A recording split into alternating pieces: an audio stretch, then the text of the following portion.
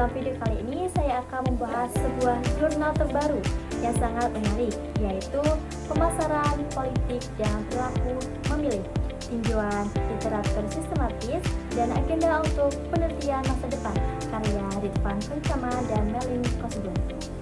Dalam jurnal ini mengulas secara sistematis bagaimana pemasaran politik mempengaruhi perilaku memilih serta memberikan agenda riset untuk masa depan. Dan apa itu pemasaran politik? Jadi, pemasaran politik adalah gabungan antara ilmu politik dan pemasaran.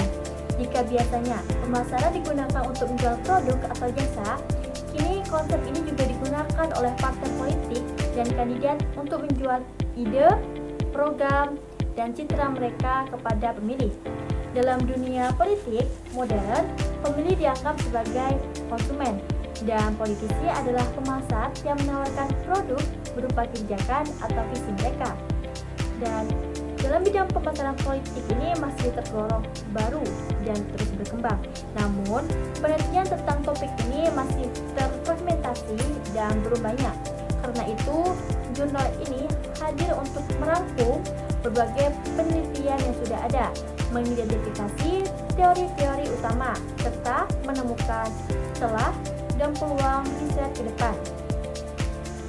Dalam jurnal ini, penulis menganalisis 36 artikel dari 20 jurnal internasional terkemuka yang terbit antara tahun 2002 hingga 2023.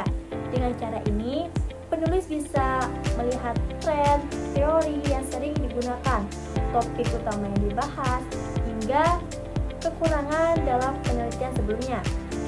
Dan dari hasil analisis ditemukan 5 perspektif teori yang sering digunakan untuk memahami perilaku memilih, yaitu yang pertama ada model sosiologis, di mana menekankan sosial seperti keluarga dan teman. Yang kedua ada model psikologis, yaitu fokus pada identifikasi partai dan keterkaitan emosional memilih.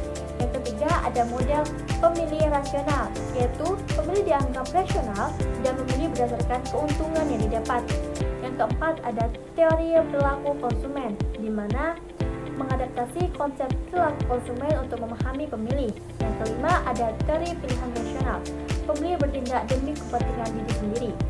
Selain itu, penelitian yang ada juga banyak membahas topik seperti strategi kampanye dan perakanan politik, branding politik, segmentasi pasar pemilih, peran media sosial dalam kampanye politik, hingga kesenjangan dan agenda riset. Dalam jurnal ini, penulis menemukan masih banyak celah penelitian, misalnya kurangnya riset di negara-negara berkembang, minimnya penggunaan metode riset terbaru seperti yang analisis big data, belum banyak yang mengkaji efek jangka panjang pemasaran politik terhadap demokrasi. Penulis merekomendasikan agar riset ke depan lebih beragam, baik dari sisi teori, metode, maupun fokus wilayah.